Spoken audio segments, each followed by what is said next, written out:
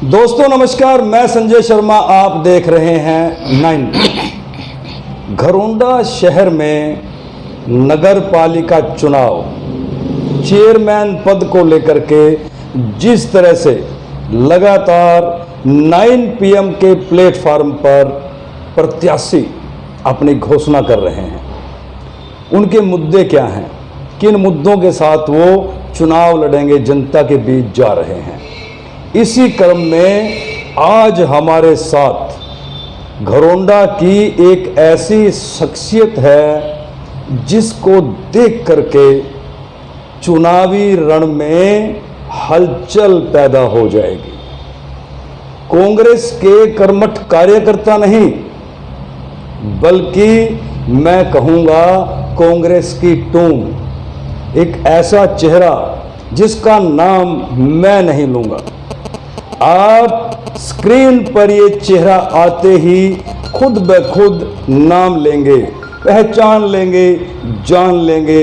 इनके नाम को बच्चा बच्चा जानता है, बल्कि इनके बारे में एक डायलॉग शहर में मशहूर है, जिसके घर में बच्चा रोता हो उसकी माँ कहती है बच्चा सो जा, नहीं तो राम निवास धीमान आ जाएगा।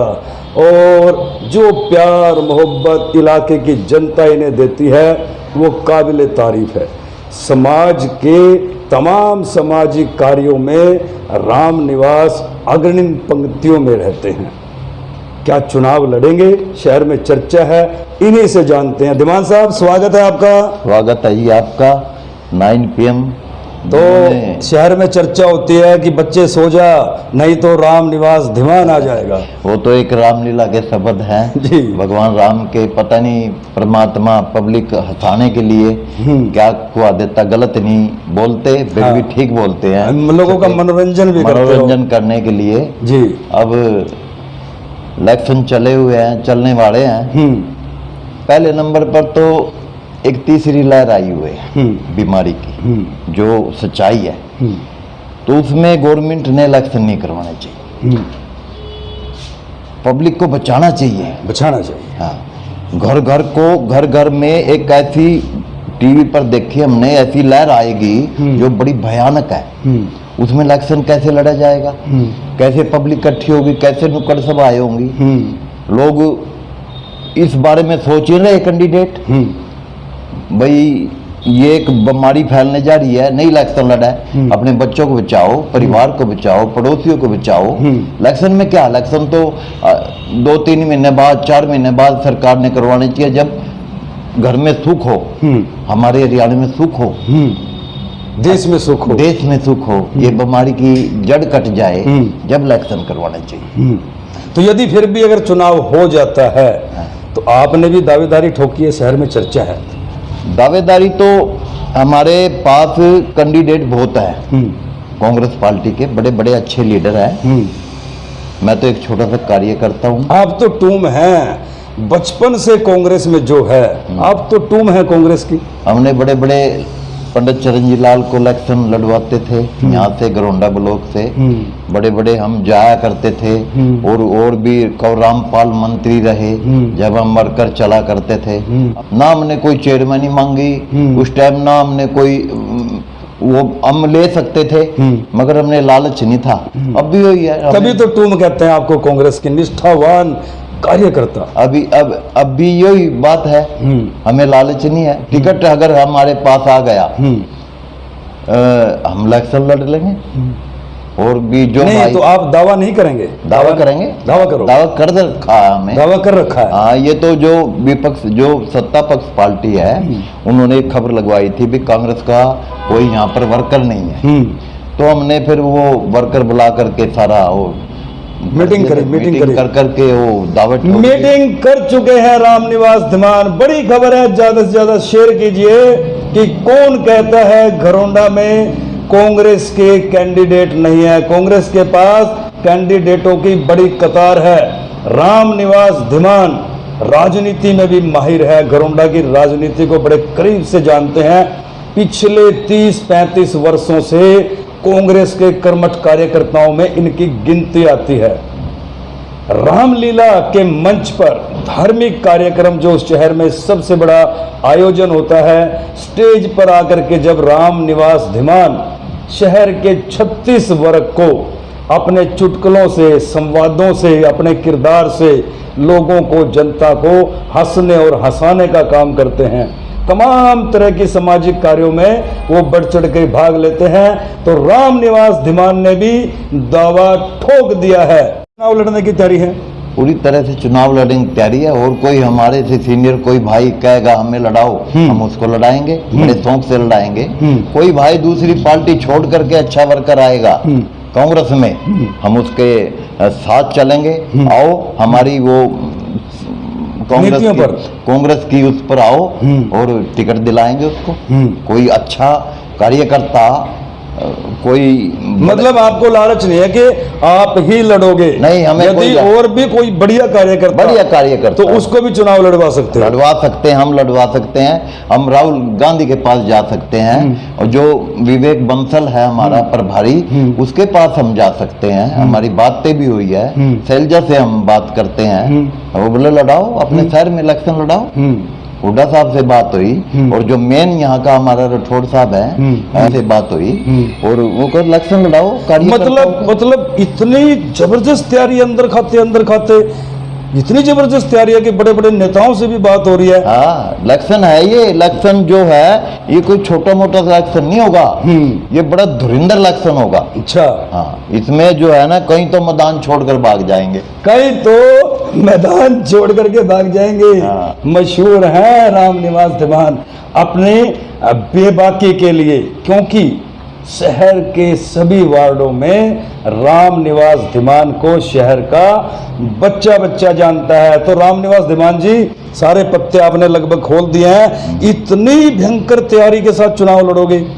बड़ी भयंकर तैयारी, अपना चेयरमैन बनाएंगे। अच्छा, नगर पालिका में अपना चेयरमैन बैठाएंगे।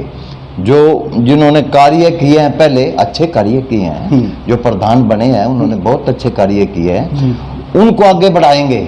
जिन्होंने कार्य किए हैं, अमरीक जी प्रधान थे, सुभाष गुप्ता प्रधान थे, और एक पीछे आगे भी जो प्रधान रहे। मतलब देखिए, ये होती है एक कुशल राजनीतिक की पहचान।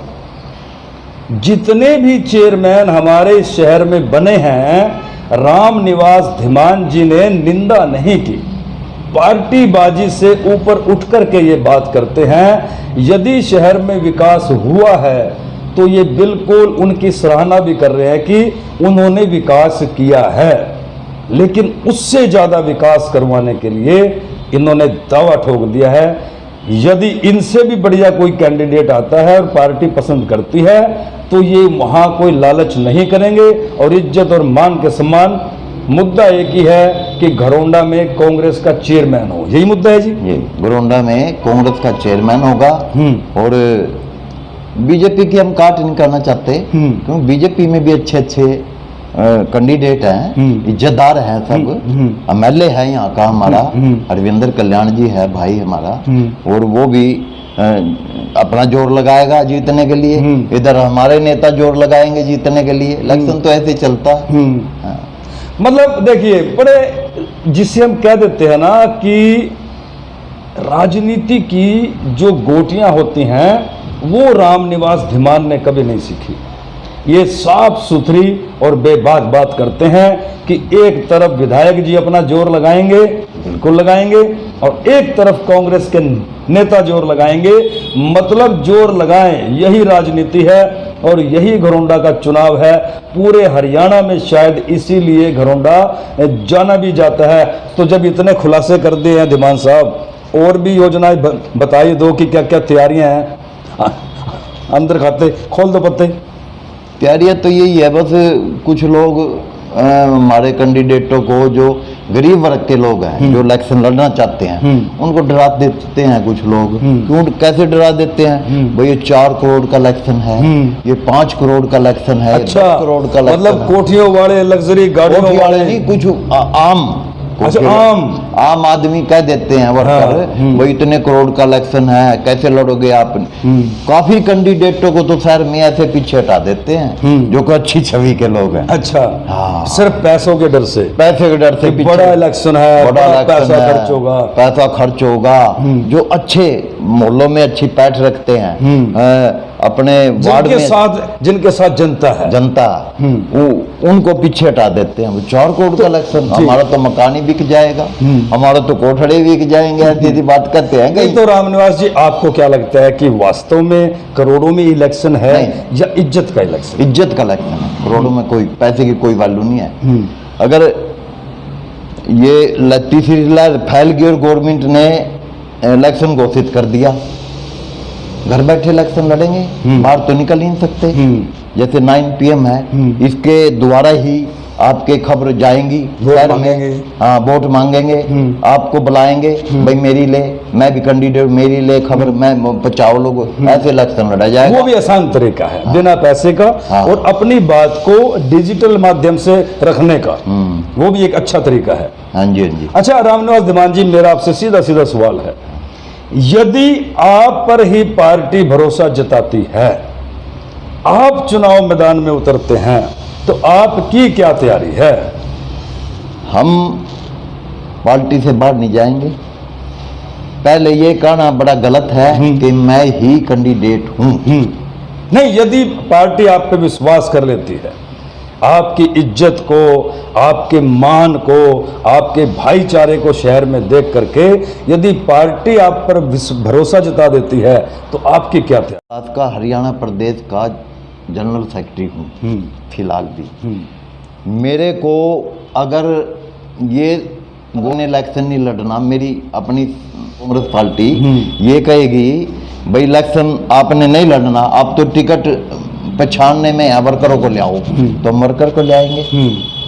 मतलब और यदि आपको बोल देते कि चुनाव लड़ो, चुनाव लड़ेंगे, पूरी तैयारी है, तैयारी धड़ाके से, डूडा उठा दोगे, मतलब धड़ाके से सड़क पर ऐसे चलेंगे हाथ जोड़ते हुए जैसे कोई गौ चलती हो, गौ माता ऐसे चलती हो, हम शराफत से गौ माता की तरह चलेंगे हाथ जोड़कर। वैसे मैं आपको बता दूं, रामनिवास धीमान जी पहले घरोंडा में पार्षद का चुनाव लड़ चुके हैं, और जिस शराफत के साथ ये घरोंडा में रहते हैं, बच्चा बच्चा जानता है। शायद कोई ऐसा बच्चा, युवा, युवती, किशोरी, बुजुर्ग हो किसी भी बिरादरी में, जो रामनिवास धीमान को बड़े ही इज्जत और अदब के साथ ना जानता हो। इन्होंने ऐलान कर दिया, यदि पार्टी ने भरोसा जताया तो फिर चुनाव धड़ाके से लड़ेंगे और गौ की तरह गलियों से चलेंगे हाथ जोड़कर। आपको हमारी रामनिवास धीमान जी के साथ ये चर्चा कैसी लगी, अपनी राय जरूर दीजिए। घरोंडा नगर पालिका चुनाव के प्रत्येक अपडेट को सबसे पहले आप तक पहुंचाने का काम करेगा 9 PM। तो दर्शकों जुड़े रहिए 9 PM के साथ, आप देखते रहिए 9 PM। मुझे दीजिए इजाजत, नमस्कार।